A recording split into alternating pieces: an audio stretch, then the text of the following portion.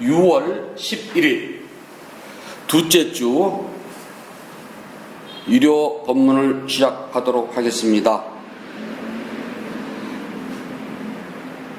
앙구따라 니까야 1권 21번경 몸에 대한 마음 챙김품 47번 개서입니다.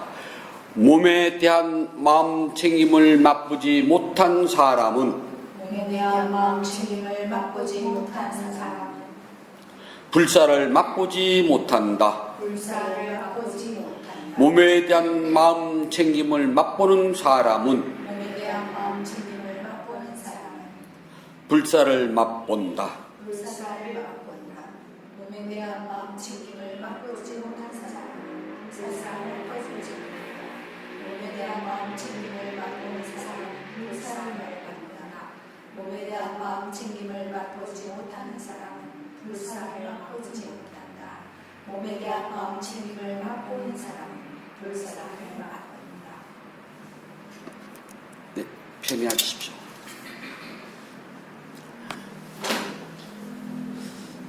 몸은요, 무시를 하거나 또는 일부러 싸워서 이기는 게 아니랍니다. 수행을 하는 사람은 이게 필수 조건인데요. 스님이나 제가인이나 수행 좀 하는 사람들이 흔히 하는 말이 몸을 조복받는 것을 많이 해요. 그래서 졸음도 조복받아야 되고 다리가 아프면 아픈 다리를 조복받는다고 그래요. 몸은요, 조복받을 물건이 아니랍니다. 그냥 지켜볼 뿐이에요. 그런데도 몸을 싸워서 조복받는다는 것은 그것과 싸워서 이긴다는 소리, 항복을 받는다는 소리. 내가 졸음을 싸워서 항복받아야 되고, 그럼 잠 안 자고 어떻게 산대? 오래 앉았으면 무릎이 아파요. 그러면 무릎과 싸워서, 아픈 무릎과 싸워서 이겨야 돼요. 그건 가능치가 않답니다. 그래서 부처님께서는 몸이라고 하는 것은 싸워서 이겨야 할 대상이 아니라 그냥 지켜보는 대상일 뿐이에요. 그래서 마음 챙김이라고 한답니다. 그 몸에 대해서 마음 챙김이 없이 싸워서 이겨야 되겠다고 마음먹는 순간부터 수행은 아득히 물 건너가요. 부처님께서 잘라 말씀하셨답니다. 몸에 대해서 마음 챙김이 없는 사람은 불사가 뭔지 모른다. 니빠 나를 모른다고 잘라 말씀하셨는데 우리는 꼭 싸워서 이기려고 그러거든요. 절대 싸워서 못 이겨요. 왜냐하면 이 몸은 시시때때로 변해가는 것이거든요. 음식을 만들 때는 그냥 막무가내로 만들지 않는답니다. 누가 먹을 것인가? 어디서 먹을 것인가? 등등을 많이 생각을 해요. 그래서 음식을 장만한답니다. 예를 들었어요. 혼자서 먹는다면은 소째로 먹든 냄비채로 먹든 아무도 시비 안 해요. 저는 혼자 먹어도 한 상을 딱 버려놓고 먹는데요. 어떤 날은 있잖아요. 접시를 딱 깔아놓고 반찬을 막 해서 들으려다가 귀찮은 생각이 살콤 들어간 날이 있어요. 그러면 큰 접시를 꺼내요. 그리고 거기다가 붓배식으로 다 놔요. 그러면 하나 씻거든요. 그리고 먹고 그 생각을 한답니다. 하나를 씻나 둘을 씻나 손에 퐁퐁 묻히는 건 똑같고 구정물들은 똑같은데 왜 이렇게 기가 막히게 먹잘 때가 있답니다. 아침에 면 먹는 걸 좋아해가지고 국수를 삶아요. 그럼 맛있는 양념간장을 해가지고요. 물을 뜨겁게 끓여가지고 뜨거운 물에다가 국수를 한 젓가락 담궈서 휘리리리 건져가지고 양념 딱 찍어 먹으면 되게 맛있거든요. 근데 정성이 뻗치는 날은요, 큰 접시에다가 예쁜 대접을 올려놓고 그래서 국수를 해서 먹어요. 근데 어떤 날은요, 그냥 아무데나 휘리릭 먹거든요. 라면을 먹는다. 어떤 날은 그냥 냄비처럼 먹는 날도 있어요. 그런데 누군가 왔다. 그러면은 음식을 만들 때 과정이 달라집니다. 먹는 사람에 따라서요. 또 놓는 그릇도 달라져요. 분위기도 달라진답니다. 혼자 차를 마시면 그냥 큼직한 머그잔에다가 찻잎 2개 동동 띄워서 탁 들고 가요. 먹다 보면 마지막 차는 짜거든요. 그러거나 말거나 그냥 마셔요. 그런데 누군가가 있으면 절대 그렇게 안 먹는답니다. 그냥 뽐을 갖춰서 먹어요. 보통 때는 그냥 개완을 쓴답니다. 그런데 정말 대접해야 되겠다 싶으면 저도 다구를 내려서 복잡하게 먹는답니다. 우리가 음식 하나를 먹을 때도 누구와 먹을 것인가, 어디서 먹을 것인가, 언제 먹을 것인가 따라서 이렇게 달라진답니다. 자, 그렇다면은 불자들이 부처님 법을 믿고 따를 때 우리의 마음까지 왜 믿는가, 어떻게 믿어야 할 것인가, 어떻게 실천할 것인가가 분명히 나와야 돼요. 마치 가정주부가 음식을 만들듯이 어머니들이 음식을 해가지고서 아이들이 어렸을 때는요, 예쁘게 주고 싶어요. 그렇게 예쁜 그릇에다가 예쁜 게 담음새를 주면은 아이들도 이렇게 예쁘게 잘 줄 알거든요. 근데 아이가 컸어요. 사춘기가 지나갔습니다. 그럼 뭐라 그래요? 엄마 귀찮거든? 네가 알아서 대충 꺼내 먹어. 그래요. 안 그러나요? 변한 이유가 아이들이 이미 알았다는 소리거든요. 그렇다면은 불자들이 부처님 법을 향해 갈 때는요, 늘 사춘기 이전에 어린아이 같은 마음을 가지고 있어야 돼요. 그 마음이 없으면은 부처님 법이 한순간 우스워진답니다. 왜냐하면 늘 같은 소리 반복이에요. 부처님은 45년 동안 우리에게 같은 소리를 45년간 반복하셨어요. 늘 똑같답니다. 지겨울 정도로요.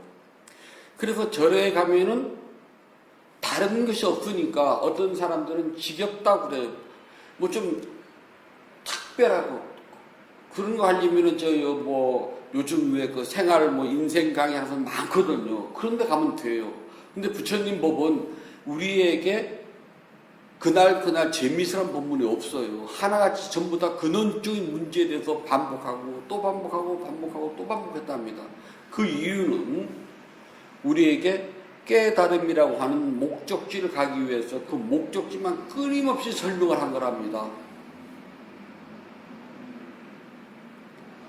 혹시 어렸을 때 어른들 심부름을 가게 되면은 초행길일 경우 어른들이 그 가는 여정을 상세히 설명해주고 몇 번 반복한답니다. 그렇게 해서 가거라라고요. 처음 이제 스님께서 신분을 보냈답니다. 그러면 여기서 버스를 타고 내려서 차구에서 이렇게 해서 걸어서 가면 여기 있다. 여기 가서 어디 가는 기차를 타고 그 여기서 내려서 아주 몇 번 달달 외울 정도로 이 말씀을 하세요. 그 이유는 제가 중간에서 길을 헤매거나 또는 잊어버리거나 또는 잘못된 길을 가지 않기 위해서 그 길을 반복적으로 설명해 주신답니다. 그래서 저는 그 길을 가지는 않았지만은 마음은 이미 그것을 간 것과 똑같은 효과를 가지고 있어요. 그래서 부처님께서는 우리에게 깨달음을 성취하기 위해서 깨달음까지 가는 그 길을 45년간 반복적으로 설명해 주셨답니다. 마치 시골 사람이 남대문을 보러 갈 때 남대문까지 가는 길을 자세히 설명해 주는 것과 똑같았답니다. 만약에 이것을 모르고 무조건 남대문을 찾아간다면요, 동대문을 보고 남대문일 수도 있고요, 남의 집 사대문을 보고서 또 남대문일 수도 있고요, 광화문 보고서도 남대문이라고 한답니다. 근데 남대문은 남대문을 봐야지만이 남대문이 되거든요. 근데 부처님께서는 오직 남대문만 보는 법을 가르쳐 주셨답니다. 그래서 남대문을 보기 위해서 가장 중요한 것은요, 끊임없이 반복하신답니다. 고통의 실체를 알아야 된다. 인생이 살만해, 적당히 재미있어, 그런 사람한테는요, 불법이 귀에 잘 안 들어와요. 인생이 살만하고 적당하고 좀 즐겁고 기쁜데 부처님 법 하나도 귀에 안 들어옵니다. 그런데 인생이란 괴롭고 슬퍼, 그러면 부처님께 눈에 쏙 들어와요. 어렸을 때 어른 스님들이 늘 하신답니다. 인생은 고다, 괴롭다. 그런데 어렸을 때는 이게 뭐가 괴롭지? 혼날 때는 괴로워요. 배고플 때 괴로워요. 그리고 하기 싫은 나무하러 갈 때, 하기 싫은 밭에 갈 때 괴로워요. 화진민 아이들이 책보를 둘러싸고, 그때 가방 없으니까요. 학교 갈 때 아이들은 내려가고 저는 지게를 보고 위로 올라갑니다. 그럴 때 괴로워요. 그거 외에는 나무하러 올라가면 우리 세상이거든요. 감시독이 없으니까. 그때는 하나도 괴롭지 않아요. 재미있어요. 우리끼리 막 놀고 지식 먹고 나무는 좀 약간 있고 신나게 놀다가 올 때는 이렇게 부풀려가지고 오거든요. 그런데 뭐가 괴롭다고 그러지?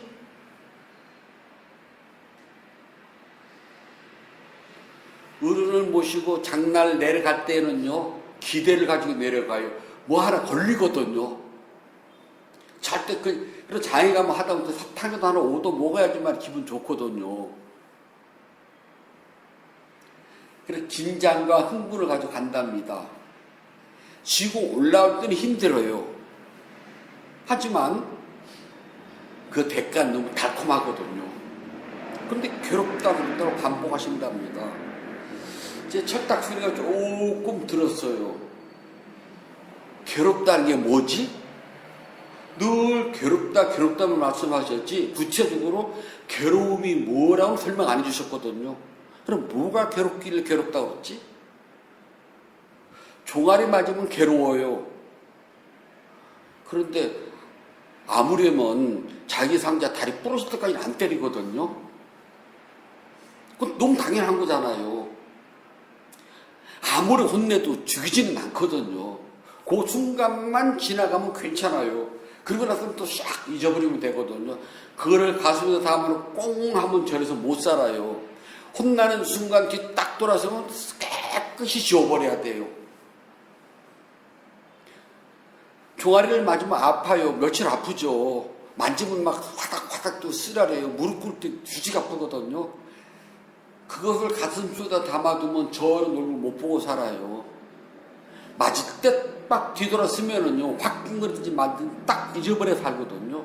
그런데 뭐가 고통일까? 이 뒤에 오는 이걸까? 아무리 그렇게 맘먹어도 어리지만 앙금은 남아있거든요. 그거 없으면 사람이 있어요, 저도요. 저도 은근 딱 꼬라보고 있거든요. 저 뒤끝 되게 길어요.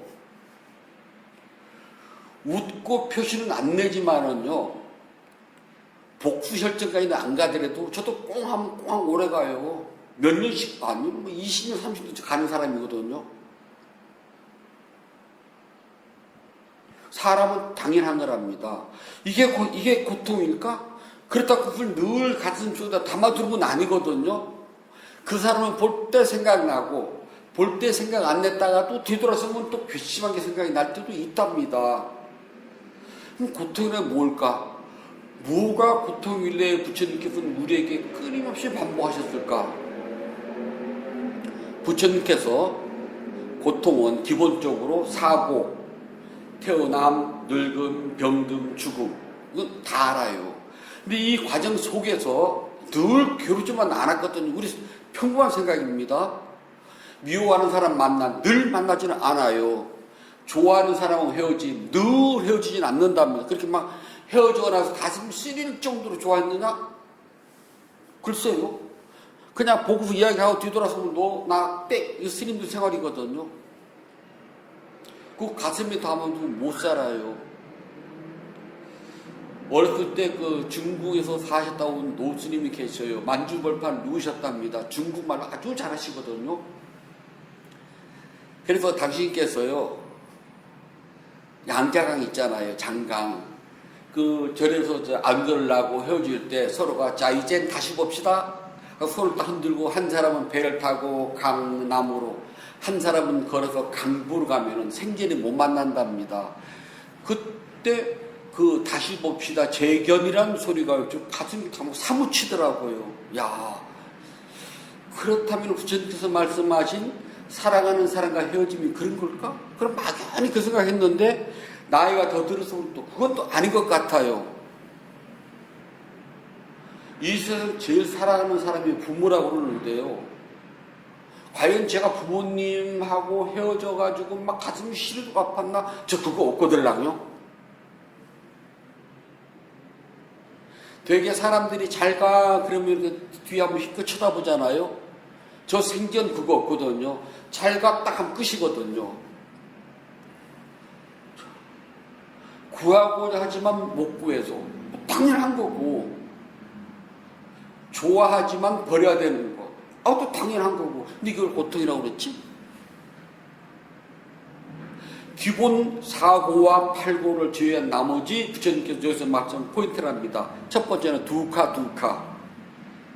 그리고 고라고 번역을 해요. 이거는 흔히 하는 말로 빼박 고통입니다. 누가 봐도 인정해요. 너무나 확실해요. 병이 나서 아픈 것, 다쳐서 아픈 것, 그거는 그 누가 봐도 인정할 수밖에 없어요. 그 고통이랍니다. 빼박이에요. 여기가 잠깐 아주 기분 나쁘고 새콤한데, 이거는 누가 봐도 있잖아요. 고통하는 말 안 해요. 저도 그렇고요. 누가 봐도 어머 스님 그 무지 아프게 이 소리 안 하거든요.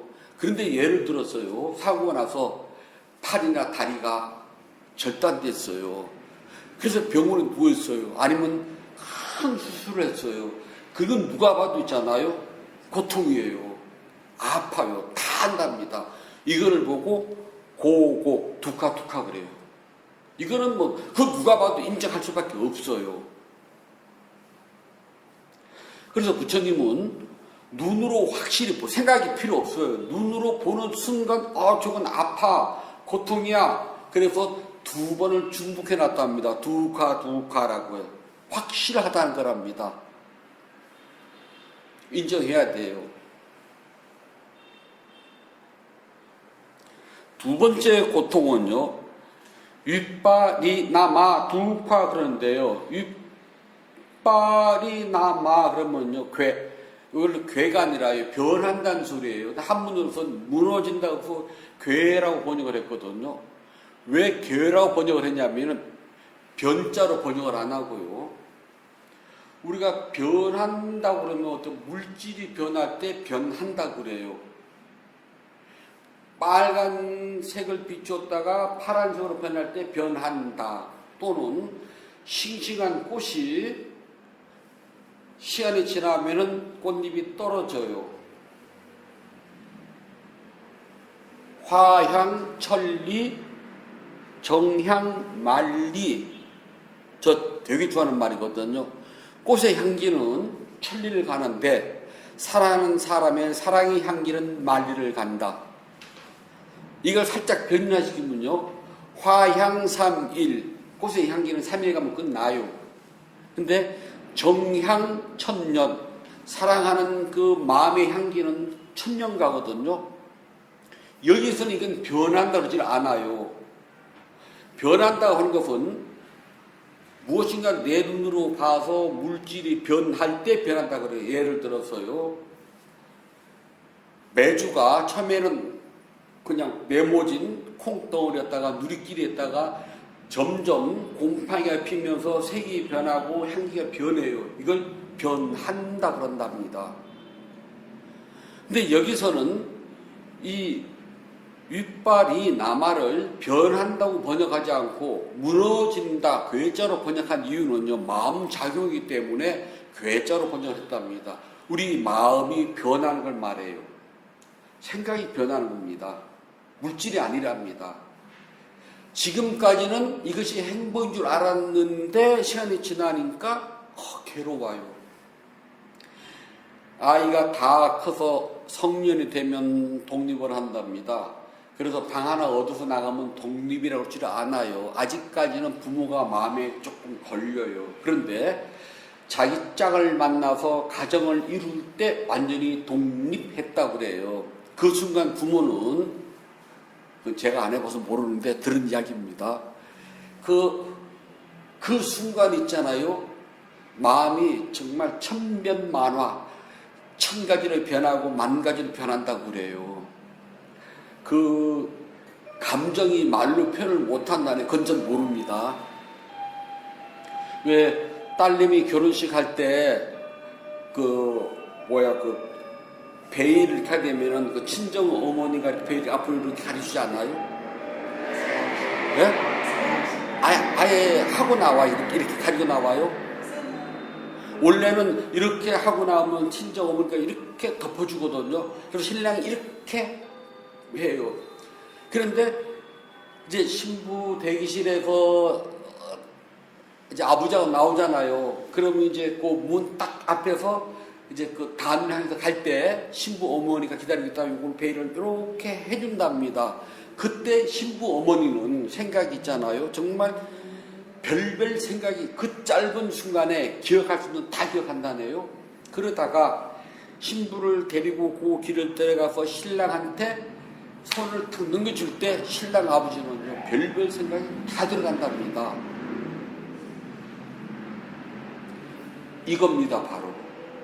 이것을 보고 우리는 괴고라고 그래요. 생각이 변하는 겁니다. 물질이 변하는 게 아니랍니다. 어저께까지만 해도 싱싱한 과일이 오늘 아침 보니까 농익어가지고 그냥 쓱 무너져요. 요것은 변이라고 그런답니다. 물질이 변한 거예요. 그런데 생각이 변하는 것, 이것은 괴라고 그래요. 여기서 말하는 윗발이 남아는 물질이 아니라 내 마음이 변하는 겁니다. 행복이라고 생각했던 것들이 괴롭고, 괴로움이라고 생각했던 것들이 행복이 되는 것. 막 생각이 12가지로 왔다리 갔다리. 물건을 사러 가잖아요. 저도 그렇답니다. 대부분의 스님들은요, 처음에 한 군데 딱 가면 거기서 딱 사고 말아요. 저는 절대 그렇게 못하거든요. 기본 10군데는 돌아봐야 돼요. 그러면 같이 하는 스님들이 막 짜증이 있는 대로 내요. 그냥 아무 데서 사면 됐지. 근데 저는 어떻게 아무 데나 어디가 있니? 10군데를 돌아보면 그 중에서는 더 좋은 물건에 더 좋은 가격이 있을 수가 있잖아. 그럼 그 스님들은 이거나 저거나 뭐가 틀리니? 아니야, 틀려, 달라 그러거든요. 야, 머리를 앞머리부터 깎나 뒷머리부터 깎나 뭐가 다르니 그러시거든요. 스님들이. 근데 저는 달라 그래요.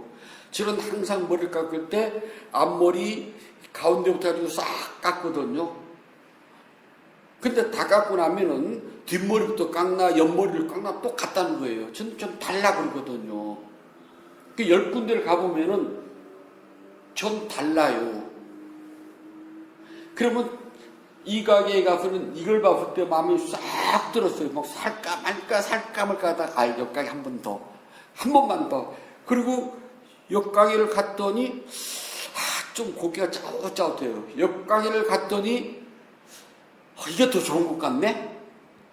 그래서 또 돌다가 다시 여기를 가보면은 그래 처음에 본 게 정답이야.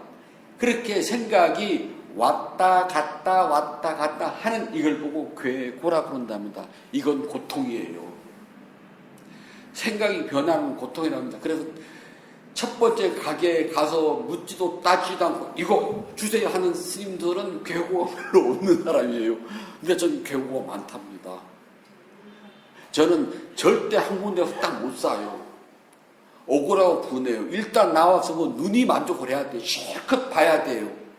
그리고 이름도 만져보고 저름도 만져보고 들었다 놨다를 똑같은 물건인데요. 들어보면은 가볍고 무거운 게 있답니다. 그리고 또 잘 보면은 어떤 거는 손으로 그린 그림이 있고 어떤 거는 기계로 찍은 것도 있잖아요. 어떻게 똑같을 수가 있냐 그래요. 저는 이게 변화는 괴고는요 고통스러워요. 처음에는 행복인 줄 알았는데 시간이 지나니까 이것이 행복이 아니에요. 더 고통스러워요. 자식 하나 지옥 하나, 직원 하나 지옥 하나, 상자 하나 지옥 하나래요. 전 없잖아. 전 지옥은 안 가거든요. 그 지옥은 없어요. 상자 있는 스님들 머리 아프거든요. 옛날 어렸을 때 어른 스님 그랬답니다. 상자를 두려면은 덕과 학행과 수행력이 갖춰져야 되고 그 다음에 상자가 오면은 쉴 수 있는 공간들도 있을 때 두어라. 맞거든요. 떠돌아다니면서 무슨, 그 다음에 제가 봤을 때 덕행이 저 덕행 없어요. 학행이 저 없어 부족해요. 수행이 아득하고요. 그런데 제가 누구를 가르쳐요?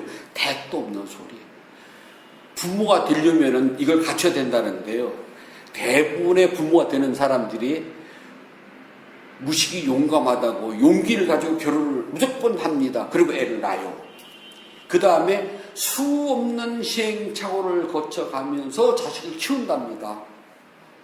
그러다 보면 죽어요. 이것이 바로 괴고입니다. 생각이, 아이를 하나를 키우면서 부모는 그 생각이 수도 없이 변해가요. 아직도 내가 내 자식을 쳐다보면 행복할 것 같죠? 고통이 많이 남았답니다. 절대 착각하지 말아요. 그래서 우리는 앞과 뒤가 다른 데서 오는 생각, 고통입니다. 물질이 변하는 것이 아니라 마음이 변할 때 옵니다. 그래서 변이 아니라 괴라고 그래요. 변고는요, 우리가 흔히 변고를 만났다 그러잖아요. 변고는 눈에 보이는 우리 아들, 딸, 뭐 누군가 잘못됐을 때 변고입니다. 그거는요. 그걸 보고 교고를 하진 않아요. 어머, 우리 집에 변고가 있어. 누구네 변고를 만났대. 뭐 사고를 눈에 보이는 거거든요. 하지만 내 마음 속에서 왔다리 갔다리 이럴까 저럴까 요럴까 저럴까 하는 이건 괴고입니다. 특히 저는 마트에 가면은 괴고가 심해요. 시장 가도 심하고요. 행사를 할 때 과일을 사러 가면은요, 물론 대부분 저렴한 단골 과일 가게가 있어요. 그래서 물건을 다 사거든요. 저는 주지가 아니니까 왜 그 집만 가냐 하면 쭉 돌아보자고 이야기하거든요. 근데 주지신들 입장에서는 그 단골집에 가서 사야지만이 다음을 위해서 되는 것이지, 너처럼 그렇게 하면은 주인들이 싫어해 그래요. 그럼 저는 아니 꼭 그 집만 가서 사람 뭐 누가 있냐? 오늘 보니까 저 집 사과가 안 좋는데 옆 가게 보니까 사과가 너무 좋더라. 나도 옆집도 사. 그런데 그게 아니라나요? 그럼 저는 말합니다. 아니면 뒤집어 그러거든요. 평생 주지 않은 사기를 넌 정말 잘했어. 그 말 수도 없이 들었답니다. 제가 그래서 괴고가 심해요. 저 알아요. 마지막 세 번째는 쌍카라, 두카라 그러는데요. 쌍카라는 잘 모았다, 움직였다는 뜻입니다. 그래서 행고라고 그래요. 여기서 행은 움직인다는 뜻도 있고요, 모았다는 뜻이 있는데 제일 먼저 모았다는 소리랍니다. 즉 무엇인가 일을 하기 위해서 모아야 돼요. 여기서는 내 몸과 마음 다섯 무더기를 말한답니다. 내 몸과 마음이라고 하는 다섯 무더기가 모아지면은요 괴로워요. 무슨 일을 이룰 때는 절대 단독으로 되는 게 없답니다. 밥을 하려면은 쌀 한 가지로만 되는 게 아니에요. 여기에는 쌀, 물, 불, 시간, 그릇 같은 것들이 모아져야지만 밥이 나온답니다. 우리가 무엇인가를 행동을 하려면 몸과 마음의 다섯 가지 무더기가 모아져야지만이 뭔가 행동이 일어납니다. 그래서 우리는 내가 하는 모든 말, 행동, 생각이라고 하는 것들은 다섯 무더기가 모아진 결과랍니다. 그리고 쌍카라, 모은다, 쌓는다, 그리고 그 뒤가 움직인다는 뜻으로서 행이라는 말을 쓴답니다. 여기서 행은 움직인다는 소리인데요, 그보다 앞서서 모은다, 쌓는다가 먼저 들어가 있답니다. 여기서 말하는 쌍카라는요, 내 몸과 마음을 말한답니다. 즉 나라고 하는 이 존재가 고통이에요. 우리가 공을 잘못 이해를 하고 있는데요, 공은 이 눈앞에 보이는 몸과 마음을 부정하는 게 아니랍니다. 내 눈앞에 보이는 이 몸을 어떻게 부정하는, 이걸 어디다가 부정을 할 겁니까? 여기서 말하는 공이라는 것은 몸과 마음이라는 물질에 의해 가지고서 더 이상 욕망에 묶이지 않고 욕망에 휘둘리지 않는 상태, 욕망에서 벗어난 상태를 공이라고 한답니다.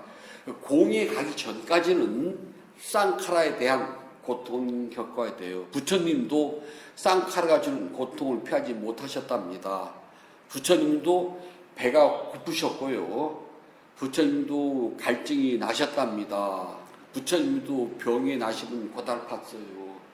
부처님 돌아가시 직전은 돼지고기를 드시고 식중독이 일어난답니다. 몹시 고통스러워 하시는 경에 나와요.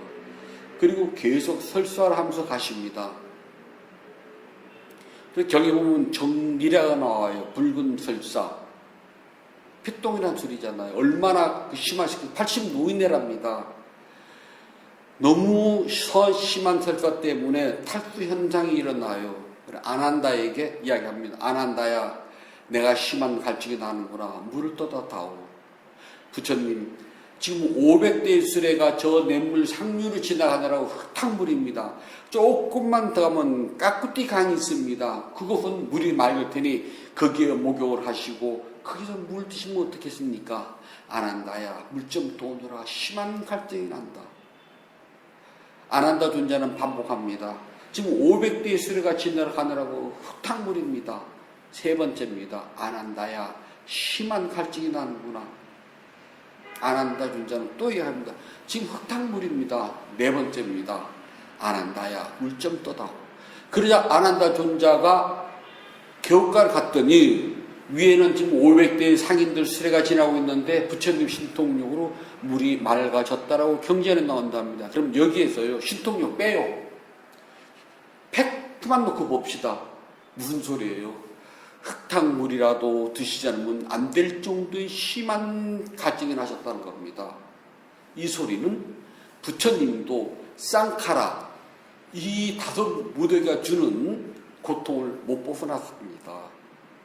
그래서 이 몸이 있는 이상은 고통을 늘 따라가요. 그래서 부처님은 몸과 마음에 대해서 알아차리라고 그랬지, 이 몸을 싸워서 이긴 그런 대상이 아니랍니다. 그래서 이 세 가지 고통을 고통이라고 알지 못하면 부처님의 가르침에 귀에 들어오질 않아요.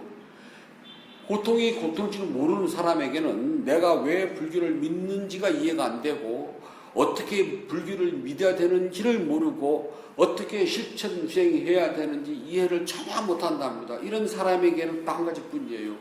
기복밖에 남는 게 없답니다. 인도에서 불교가 망한 가장 큰 이유랍니다.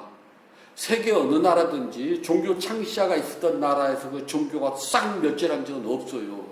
우리는 조선 500년 동안 불교를 철저히 탄압받았습니다.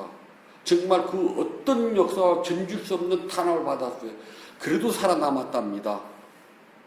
근데 인도에서는 부처님이 태어나신 나라고 부처님께서 만드셨어요. 근데 그 불교가 완전히 멸절해 버렸답니다. 왜냐고요? 부처님께서 금지하셨던 제사와 기복을 받아들였어요. 불교나 브라만 변해서 힌두가 됩니다. 하나도 다른 게 없어요. 힌두의 신들이 불교로 막 묻어 들어옵니다. 불교만이 가지고 있는 정체성이 한순간에 사라져버렸어요. 그때 망한 겁니다. 지금도 우리는 부처님 어떤 분인지, 내가 왜 불교를 믿어야 되는지, 어떻게 믿어야 될 것인지를 잊어버리고 있답니다. 그냥 복을 빌기 위해서라면 굳이 절에 안 나오셔도 되거든요. 근데 우리는 복을 빌기 위해서 나오는 게 아니랍니다. 그런 세속적인 복을 빌지는 않아요. 우리가 비는 복은 세속을 떠난 복, 즉 출세간이라고 한답니다. 세상살이는 말하지 않아요. 부처님께서 세상살이는 단 한 번도 입에 올리지 않았답니다. 세상을 떠난, 그래서 우리 모두는 조금만 더 열심히 정진하셔가지고 반드시 깨달음을 성취해야 된답니다. 우리 모두는